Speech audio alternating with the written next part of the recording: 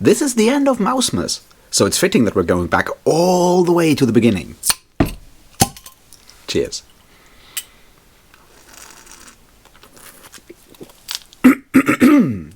Welcome back, everybody, to, well, the final day of Mousemas so far, which is the 13th, although we're like 2 days late. Anyway, we are talking about Lord Brocktree, 13th book in publication order, and the first one in chronological order, because it is about Lord Brocktree, founder, well, not founder, but renewer of Salamandastron. We will do the usual thing. I'll give you a quick, introduction to what the book is, then we'll talk about why I liked the book or why I didn't like the book, and then I'll say a couple of final things to wrap up this Mousemas and talk about the future. How does that sound? Good? Well, I sure hope so, because that means you keep watching, right? Alright. So, as already hinted, this one covers, well, the journey of Lord Brocktree on his way to Salamandastron. Lord Brocktree being the father of Boar the Fighter, who is the the father of Sunflash the Mace, and so forth. He's also, well, Brock being the character that Martin has to go to during Mossflower and so forth, so we're going even further back into the past, so possibly this is taking place at the same time as Martin the Warrior, but I don't know exactly, because, this kind of stuff, I'm not caring enough about the timeline to make sure that this is the case, but it's sort of like the earliest in chronological order that we have gotten to so far. In that regard, we will see Lord Brocktree leaving his home. Well, he has left his home and he's wandering towards Salamandastron, where he has to go because it is the fate and destiny of every badger lord to end up in Salamandastron, which raises questions about the larger badger population of Mossflower country, but we're not going there. Anyway, he meets up with Dottie, a young hare maid, and they're making their way there. At the same time, Salamandastron, under Lord Stonepaw, who is probably the father of Lord Brocktree, is besieged by Trung, another warlord, and we'll see how all of those things come together, whether Lord Brocktree will arrive in time to save everyone, whether he'll be there to revenge people, we don't know yet, and I won't tell you, you gotta read the book for that one. Or wait until, we enter the spoiler zone, right? So yeah, that's what we get. It's even more archaic in a lot of ways than previous books, and it is fun in a lot of ways. It has probably the largest sort of battle that we've seen so far. The numbers are insane in this one, and it's a good book. So go read it, why don't you? And then we'll talk about what I liked about it, what I didn't like about it, and so forth. Alright, so let's start with something.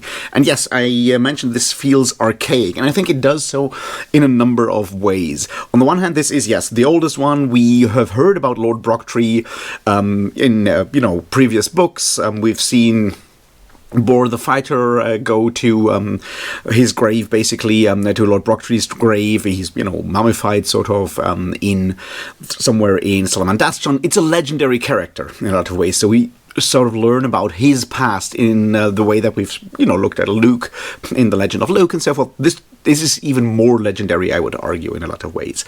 So the question is, like, how do you do that kind of sort of idea justice? And Brian Jacques, once again, takes, I would argue, some pages from history and mythology, as he does so often do. And there are some issues with this, but there are also some things why this works really well. So, as I said, this feels more archaic even. One way this feels more epic and archaic than previous books is the sheer numbers. Trung's horde with which he attacks Salamandastron is numbered in the thousands, right? Previously, we usually had like a couple of hundred, maybe 1,000 somewhere.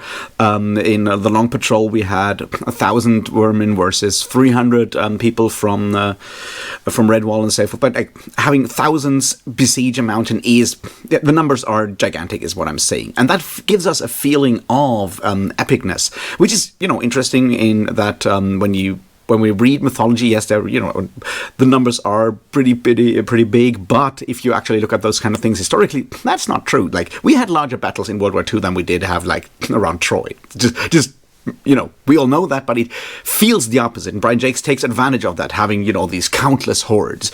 And that leads to two things. And one of those is he manages to get that.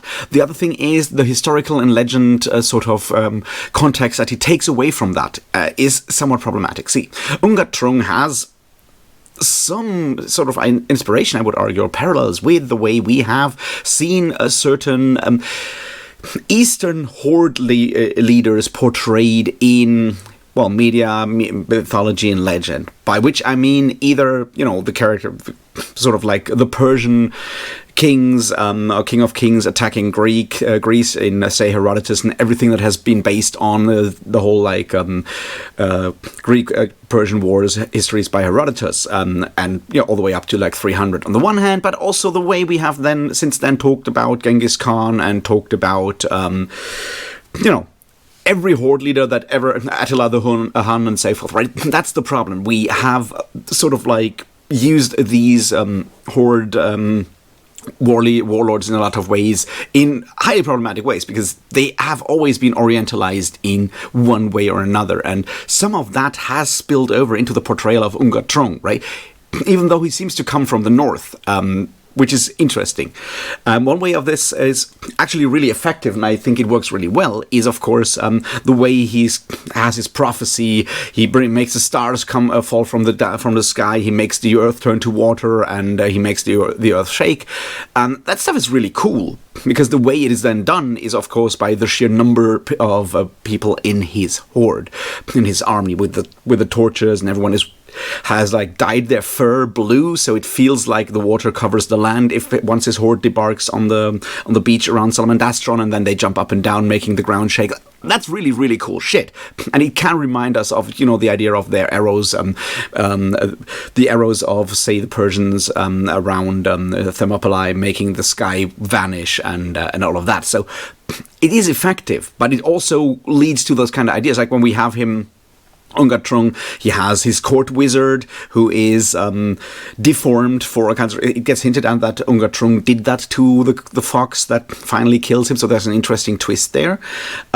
We have his weasel adjutant officer who first makes contact and requires his ambassador, who first talks to Stonepaw and wants their submission and so forth. All of this is very much coded that specific way.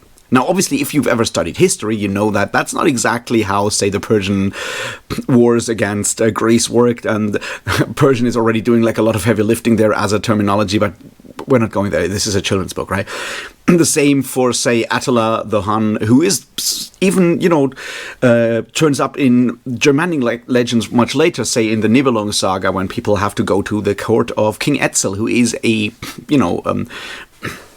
mythologized version of Attila the Hun, and the same way you have ideas about Genghis Khan. So there is this sort of weird air of the Oriental war leader sort of baked into the way Brian Jacques uses him. Now, as I said, this is somewhat problematic. I think it is less of an issue here, because while I can see those parallels, and I'm pretty sure that Brian Jacques was aware of what he was doing there, I don't think most people will recognize this in a lot of ways. And while Orientalism is obviously incredibly bad, it's a less sort of direct, in this regard, less direct form of racism than in others. But I just wanted to mention that this is one sort of side effect of going back to an even more epic or legendary sort of inspiration, is that you get a lot of sort of connotations that you may not be aware before, just using those sort of inspirations, because you have to cling sort of to the mainstream image, an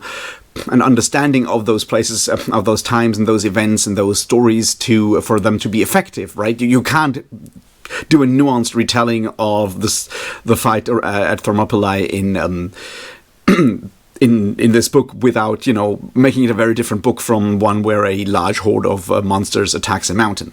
Now, obviously, that nuanced book on Thermopylae still has to be written, because I'm pretty sure that Gates of Fire is not it, but I haven't read that one, so I won't say anything more about that. But just wanted to mention that first part. On the other hand, where this also comes up, the more heroic age kind of element that you have in Lord Brocktree is, of course, in a very specific other part, and that is the fight for Big Bone's crown with Dottie. And I think this is sort of like where a lot of Jake's sort of talent shows through, right? So King Bucko, Big Bones, is challenging everyone to come and beat him in a competition to win the crown. And the three disciplines are, of course, bragging, eating, and fighting. And I think this is really interesting because having these kind of competitions is something we know from more like Norse mythology and some Celtic legends. And this obviously makes a lot of sense. Brian Jacques playing around with accents, of course, has the hairs of King Bucko have like a Scottish Highland accent. One of the sort of like funniest and probably most famous sort of like of these kind of competitions shows up, for example, in the journey of Thor to the court of Utgard-Loki, where they have a competition that is a strength competition for Thor, and that it's a running competition for one of his companions, and it's an eating competition for another of his. So the idea of having like three competitions as part of a feast in one way or another is very much rooted in this, and Brian Jacques does the same thing, and he does it right and uses this to do something really clever that is actually more in accord with like those kind of legends sometimes than you might think.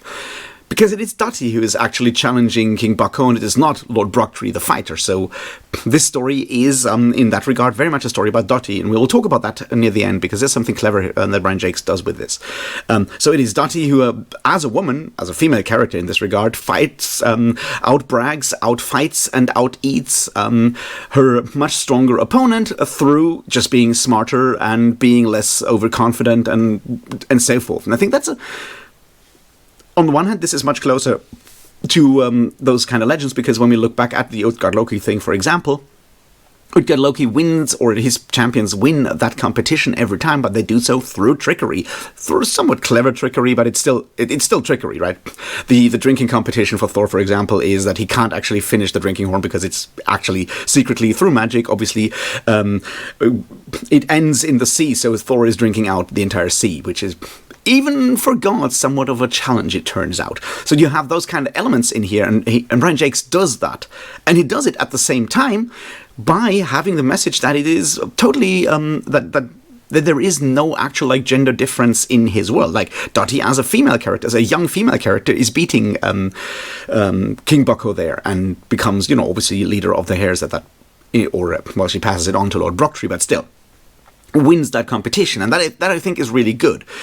Because it is, as I said, closer to the original mythologies in some ways, where trickery is always part of the game, and at the same time it is empowering, because Dottie does so with the help of her friends, which is one of the key messages of Redwall. It's like, you can be whoever you want to be, and if you have friends around you and you can help your friends help each other, then you can always succeed. And that's a very wholesome message for a children's book, while keeping that archaic air that all of Lord Brocktree has around it. And I think that's just like a really fine way of doing things. And as one example, just showcases the sort of like talents and the brilliance of Brian Jacques as a storyteller in that specific regard.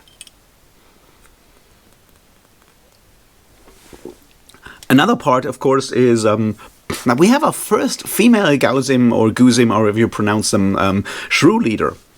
Which is interesting, because for most of the time the Log-a-Log was always male, whereas, we've always had abbots and abbesses in Redwall, and there's obviously also Badger Lords and Badger Ladies ruling over Salamandastron, but the Guzim until now have not had a female Log-a-Log. This time around we get one, which is also really cool. So the whole idea sort of extends over all of like Redwall universe, the idea that there are no distinct gender roles in that regard. So that's a nice one. What else do we have? I mean, we have some interesting the usual stuff, right? We have the educational stuff. This time around, it's a bit about wrestling and stuff with the moles and the whole fighting stuff in there. We learn some interesting things about the whole mountain passage part. That all of these things are just the same thing we have always seen. Now, where I find the book does, as I think, somewhat fall down, is that the plot lines are not that interesting. Right? We have two groups of people running around. One of them is, of course, Lord Brocktree coming to Salamandastron. We have the people that fled from Salamandastron, all searching King Bucko to take over his army to then come over and free Salamandastron, while some of the survivors that Stonepaw saved by his sacrifice hang out with the otters nearby and slowly, save some prisoners. And all of that stuff is interesting in its own, but it once again doesn't necessarily cohere to that interesting of a story, right? It like not to like one big story. It's more like several plot lines just like hanging around the mountain of Salamandastron, while Unga Trung gets more and more mad and more of an asshole as a character, and not much more, which is obviously nothing new, right? We've seen that before in different Redwall books, so it's something that Brian Jacques sometimes he nails the whole like plot structure, and sometimes he doesn't. So another part is, of course, that we see a lot of, things sort of being established in this one, right? The end of the whole attack on and saving of Salamandastron leads to the Long Patrol being established, with Dottie being the first general of the Long Patrol, which is, once again, an interesting idea that it comes out of like a joke, because like, well, we're going on a short patrol, and then they are gone for like a long time, and they're like, well, I guess it was more like a long patrol. We have that part that I think is interesting.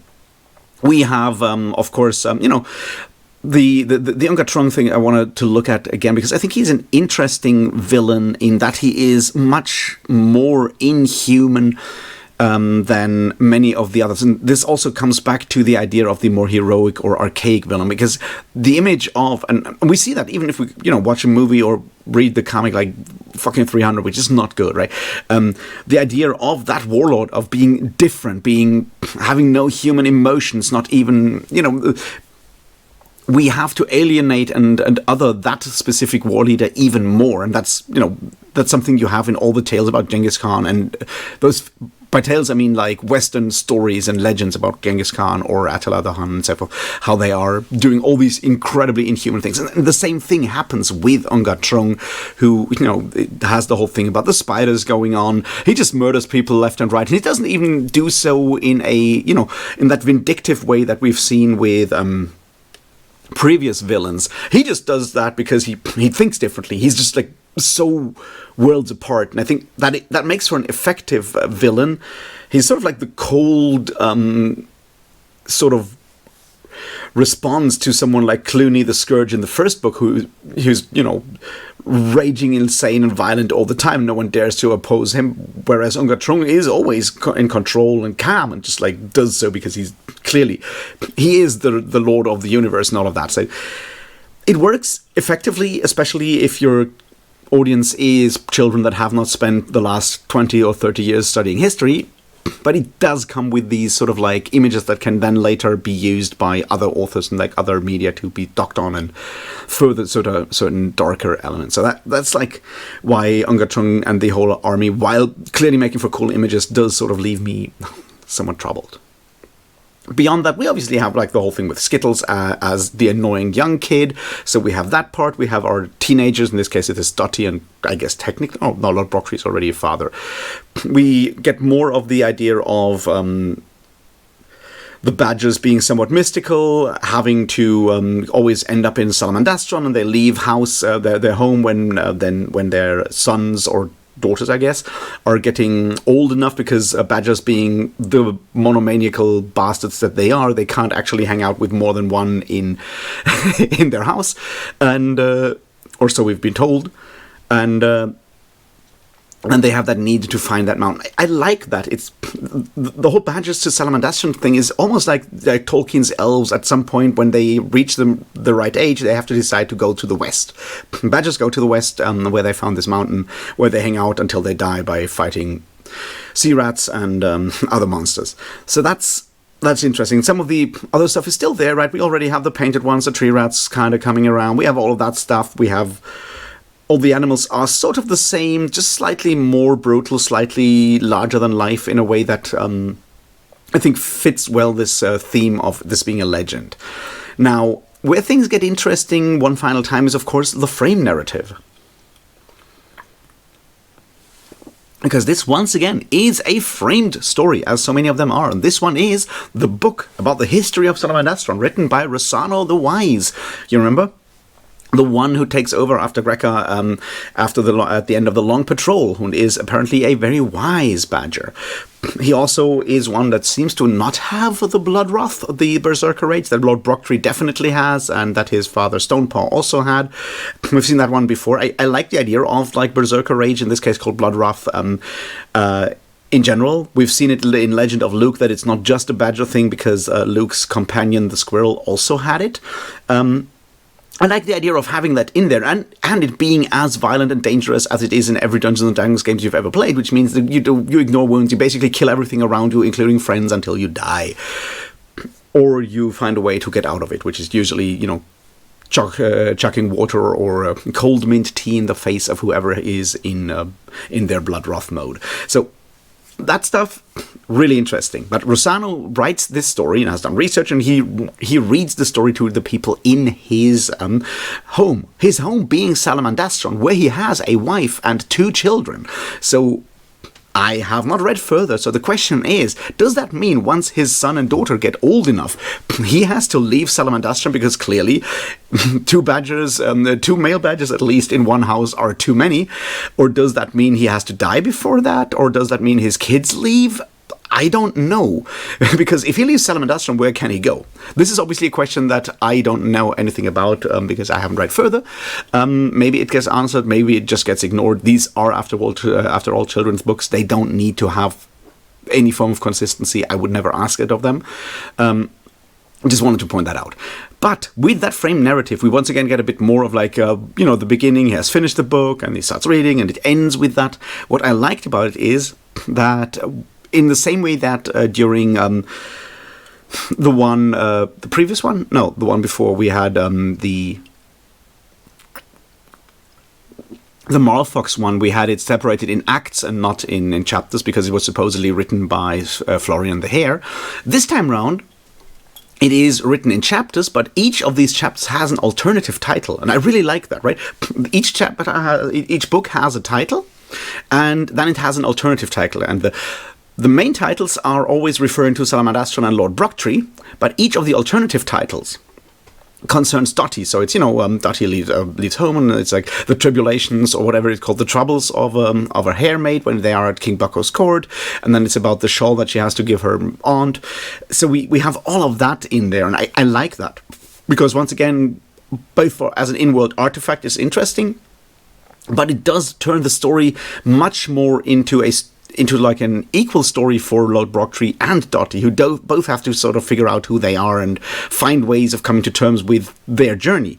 And that's just really neat. And I think Brian Jacques has started to figure out how to use these elements of his stories more and more with those recent books, with the play story and play structure, and this time around with these alternative titles. I just really like that, and I want to point that out, because it does once again help with the frame narrative in that regard. So yeah, that's all I have for Lord Brocktree. I enjoyed it. I think I enjoyed Legend of Luke a bit more, but I can also tell that I've reached sort of the end of my Redwall capacity for now. So as a general thing, right? I really enjoyed Redwall and Mousemas much more than I did Drismas, because these are actually fun books. And while I have some issues with them, I've mentioned them and so forth, in general, I think they hold up really well as books that were written over, somewhere in the mid-'80s. This one came out in 2000. That's 25 years of books, and they've held up pretty well most of the time. So that's really good. I think they have some really interesting messaging. They move beyond what you might expect from children's books in both tackling dark subjects and also being, surprisingly open about ideas like gender roles and things like that in a lot of ways. I've once again failed to do one each day, because that's a very tight schedule, especially if you're, doing this over the holidays, like, Christmas, New Year's, and all of that. The problem is, of course, that I suck at preparing for things and pre-recording a couple of videos, so that's why we failed. I think we were slightly better than we were last year, so that's good. And I will probably read some more Redwall books in the future. I just need a break right now. I have to read something else and just get my head in and somewhere away from Redwall, because otherwise I'll just get more and more exhausted and unable to enjoy the bits of Redwall that make it really good, because I've just read like 13 of these in basically 15 days. That's pretty tough. So yeah, that's kind of where we are. I will, as I said, return. I don't know when those final Redwall videos will come out and how many of them I will do. Maybe I'll do some Mousemas in summer kind of thing and do the remaining 9 at some point in June or whatever. Maybe I'll do it earlier when I feel like it. Maybe I'll do one here, one there, and add them as bonus tracks, so to speak, to the playlist. We will see. In general, I enjoyed it. I'm glad some of you were really engaged with these books in the comments. I really appreciate that. I was not sure what to think about this when I, put up the poll and people said, like, read Redwall. Because, you never know whether the people voting for it are the people that actually watch it afterwards, whether the people, there's 70-something people that voted, and the videos have like something like 40 views each, so I assume everyone who did not vote for Redwall did not even watch the videos. It doesn't matter. I enjoyed reading these. It was certainly an interesting experience. I guess I'll do something mass next year, well, this year in the winter as well, if I, still do videos and whatever, who knows. Something else by then. But beyond that, I just want to thank everyone for sticking with me for like 13 videos. I'll do regular content from here on out until something new comes up. And if you haven't read Redwall in a while, why not give it like a try and reread it? And if you reread it, let me know in the comments how you felt about those on reread, because rereading books from our childhood is always an interesting experience. And with that, well, I guess thanks and cheers, everybody. Cheers.